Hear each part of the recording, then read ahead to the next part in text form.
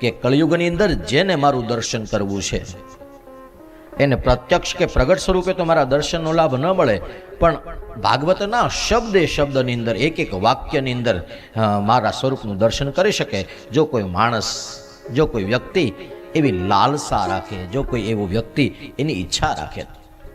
અને એટલા માટે ભાગવત એ પુરાણ પુરુષોત્તમ છે. ભાગવત એ પુરાણાર્ક છે, પુરાણોનો સૂર્ય છે.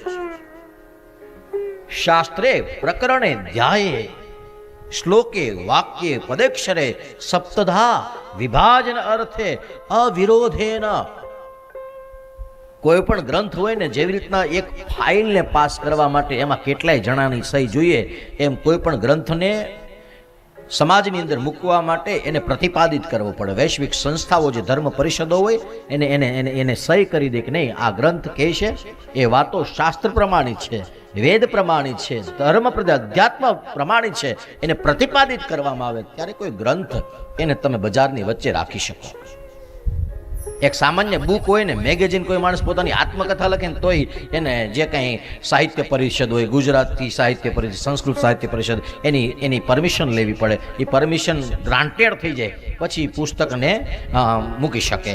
એમ ભાગવત છે ને એ એવું પુસ્તક છે જેને શાસ્ત્રોએ સ્વીકાર્યું છે.